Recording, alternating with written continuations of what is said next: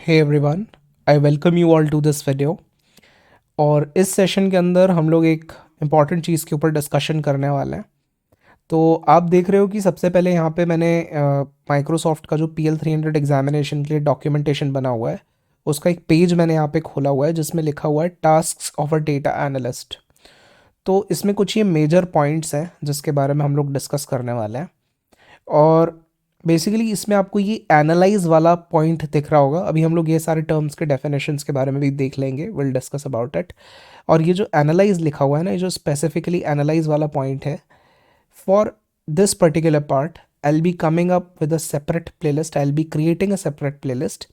और उस प्लेलिस्ट में हम लोग यूज़ करेंगे यूट्यूब का जो डैशबोर्ड होता है। जैसे जो कंटेंट क्रिएटर्स होते हैं या यूट्यूबर्स होते हैं, जब वो काम कर रहे होते हैं यूट्यूब पे वीडियो वगैरह डालते हैं, तो यूट्यूब क्या करता है, एक डैशबोर्ड बना के देता है जिसमें एनालिटिक्स, पूरा एनालिटिक्स होता है। ठीक है, सारी चीज़ें होती है कि कितने व्यूज़ हैं, कितने इंप्रेशंस हैं, कितना वॉच टाइम है, और भी अलग अलग KPIs और मेट्रिक्स होते हैं। कितनी कितनी कंट्रीज़ में कंटेंट देखा जा रहा है, कितनी कितनी सिटीज़ में कंटेंट देखा जा रहा है। ये सारी चीज़ों का एनालिटिक्स यूट्यूब क्या करता है, दिखाता है कंटेंट क्रिएटर को।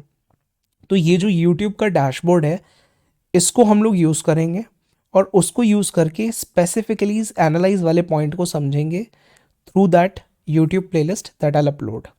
ठीक है, अब जैसे हम लोग बात कर लेते हैं जनरली ये जो task of a data analyst होता है, इसमें ये मेजर टास्क होते हैं। एक डेटा एनालिस्ट का जो काम होता है वही सब यहाँ पे लिखा हुआ है।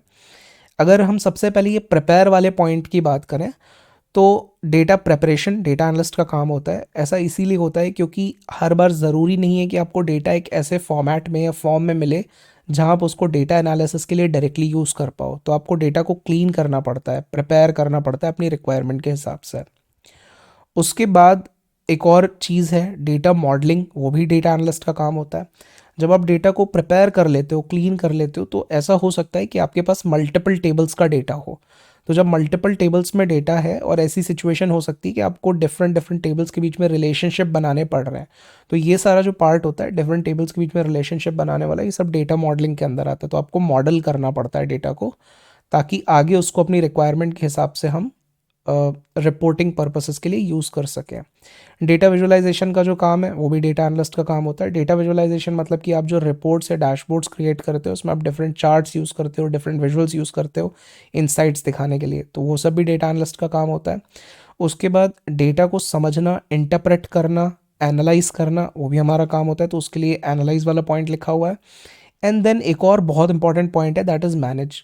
क्या होता है ना, जब आप ऑर्गेनाइजेशंस में काम कर रहे होगे या किसी कंपनी में काम कर रहे होगे, तो आप वहाँ पे आपको एक चीज़ पता चलेगी कि जो डेटा होता है, सारे डेटा का एक्सेस हर किसी एम्प्लॉय के पास नहीं होता है। ठीक है, certain employees will be having access to certain data. ठीक है, जो भी उनका जॉब रोल है उसके हिसाब से किसी पर्टिकुलर सर्टन डेटा का, DB का, सर्वर का एक्सेस उनके पास होगा। ऐसा नहीं कि सारे डेटा का एक्सेस होगा। तो जो आप रिपोर्ट्स या डैशबोर्ड्स क्रिएट करते हो, वो रिपोर्ट्स और डैशबोर्ड्स क्या है, डेटा ही तो है। आप डेटा को बस विजुअल फॉर्म में वहाँ पे दिखा रहे हो। ठीक है, तो अल्टीमेटली वो है तो डेटा ही। तो उस डेटा का एक्सेस ज़रूरी नहीं है हर एम्प्लॉय के पास हो। तो आपको उन रिपोर्ट्स को मेंटेन करना होता है, ठीक है, मैनेज करना होता है, उसकी सिक्योरिटी वगैरह का भी ध्यान रखना होता है। ऐसा नहीं है कि आप वो रिपोर्ट्स और डैशबोर्ड्स किसी भी XYZ एम्प्लॉय के साथ शेयर कर दो। क्या पता उनको उस डेटा की या उस रिपोर्ट की एक्सेस नहीं होनी चाहिए अकॉर्डिंग टू द कंपनी और द ऑर्गेनाइजेशन। तो आपको इन चीज़ों का भी ध्यान रखना होता है। ये भी डेटा एनालिस्ट का ही काम होता है, क्योंकि आप उन रिपोर्ट्स को और डैशबोर्ड्स को मैनेज कर रहे होते हो। सो data is like an asset, similarly ये रिपोर्ट्स डैशबोर्ड्स भी एसेट की तरह हो जाते हैं। तो ये चीज़ है। हालांकि हम तो अभी प्रॉपरली एनालाइज वाले पॉइंट के बारे में डिस्कशन करने वाले हैं। इसको समझने के लिए एक जनरल थोड़ा पॉइंट डिस्कस कर भी लेते हैं एक चीज़ के बारे में। देखो क्या होता है कि जो यूट्यूब आपको डैशबोर्ड बना के देता है ना, यूट्यूब उस डैशबोर्ड में कई सारे KPIs और मेट्रिक्स आपको दिखाएगा। ठीक है, जैसे फॉर एग्जांपल एक इंपॉर्टेंट KPI की हम बात करें तो वो होता है watch time. Watch time is the most important thing, right. क्या होता है कि जब कभी भी कंटेंट क्रिएटर्स या कोई भी यूट्यूबर्स जब कोई कंटेंट अपलोड करते हैं, और मान लीजिए उन्होंने कोई कंटेंट अपलोड किया, कोई वीडियो डाला, और उस वीडियो पे वॉच टाइम बढ़ता जा रहा है, तो वॉच टाइम एक की परफॉर्मेंस इंडिकेटर है। तो कंटेंट क्रिएटर जो है उसको पता चल जाएगा कि हाँ, ये वाले वीडियो पे मेरा इतना वॉच टाइम आ रहा है, या इस पे वॉच टाइम बढ़ता चला जा रहा है, या बढ़ता गया है over a period of time. अब उस वॉच टाइम को यूट्यूब यूज़ करता है वीडियो के नंबर ऑफ इम्प्रेशंस बढ़ाने के लिए। नंबर ऑफ इम्प्रेशन एक और केपीआई है जिसको कि कंटेंट क्रिएटर यूट्यूब के डैशबोर्ड में देख सकता है। ठीक है, तो बेसिकली जब कभी भी किसी वीडियो का वॉच टाइम बढ़ता हुआ दिखता है यूट्यूब को, तो यूट्यूब उसके इम्प्रेशन बढ़ा देता है। इम्प्रेशन बढ़ा देता है मतलब कि वो वीडियो ज़्यादा लोगों के सामने दिखने लगेगा। ठीक है, अब वो उसको ओपन करके देख रहे हैं नहीं देख रहे हैं वो एक अलग बात है। तो यूट्यूब उसके बाद एक और केपीआई शो करता है, that is number of views, कि कितने लोगों के सामने इस वीडियो को भेजा गया और उसमें से कितने लोगों ने इसको व्यू किया। ठीक है, तो ये डिफरेंट केपीआईज होते हैं जो कि यूट्यूब आपको दिखाता है। एक और केपीआई यूट्यूब आपको दिखाता है क्लिक थ्रू रेट। ठीक है, कि मतलब कितने इंप्रेशंस में से कितने लोगों ने क्लिक करके और वहाँ पे फिर व्यू आया है। ठीक है, तो ये इंपॉर्टेंट केपीआईज होते हैं जो कि कंटेंट क्रिएटर देख सकता है। और यूट्यूब भी जैसे वॉच टाइम वगैरह को यूज़ करके फर्दर इंप्रेशंस बढ़ाता है। ठीक है, तो वहाँ भी ये सब चीज़ें यूज़ होती हैं। अब उसके बाद क्या है कि जैसे हम यूट्यूब की बात करें, यूट्यूब के डैशबोर्ड की बात करें, तो the thing that I like the most about the dashboard that they have provided to the content creators is कि बहुत ही सिंपल सोबर और ब्यूटीफुल होता है उनका डैशबोर्ड। ठीक है, ऐसा मैं क्यों बोल रहा हूँ, क्योंकि उसमें ना एकदम प्रॉपरली रीडेबल होता है। अगर आपको ट्रेंड्स देखने हैं, आपको कोई पर्टिकुलर चीज़ देखनी है, कोई एग्रीगेटेड वैल्यू देखनी है, तो they use best type of visuals, एकदम simple sober best visuals use करते हैं यूट्यूब वाले उसको दिखाने के लिए। ठीक है, जैसे कि सिंपल लाइन चार्ट्स यूज़ करेंगे, एरिया चार्ट यूज़ करेंगे, कॉलम चार्ट्स हो गए, बार चार्ट्स हो गए, कार्ड विजुअल हो गया, ये वॉच टाइम वगैरह, नंबर ऑफ सब्सक्राइबर्स काउंट वगैरह दिखाने के लिए, रेवेन्यू दिखाने के लिए सिंपल कार्ड विजुअल्स यूज़ करते हैं। तो एकदम सिंपल विजुअल्स को यूज़ करते हैं एंड इस तरीके से रिप्रेजेंटेशन करते हैं कि आपको एक बार में ही देखकर समझ में आ जाएगा। ठीक है, बिल्कुल मतलब रीडेबल होती है जो भी इन्फॉर्मेशन वो दिखाना चाहते हैं, जो भी इंसाइट वो दिखाना चाहते हैं, तो वो मेन और मोस्ट इंपॉर्टेंट चीज़ होती है। And although different people can be having different viewpoint when it comes to creating reports and dashboards, but what I personally feel is कि white colour, for example white colour के background पे black colour का जो text या font होता है वो मतलब ढंग का दिखता है।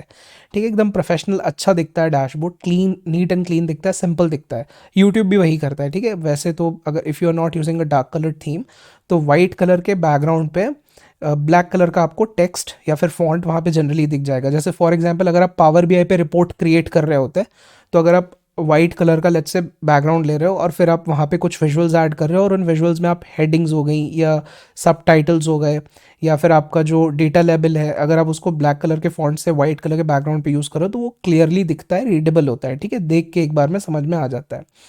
और आपको ये भी ध्यान रखना चाहिए कि कभी अगर आपको टेक्स्ट यूज़ करना है किसी चीज़ को डिफाइन करने के लिए, समझाने के लिए, तो आपको रिपोर्ट पे या डैशबोर्ड पे ऐसा भी नहीं करना चाहिए कि बहुत ज़्यादा आपने टेक्स्ट यूज़ कर लिया। ठीक है, आपको अगर कहीं पे ऐसा लगता है कि एडिशनल इन्फॉर्मेशन देने की ज़रूरत है तो आप कई सारे फीचर्स को यूज़ कर सकते हो, जैसे इन्फो टिप, टूल टिप हो गया।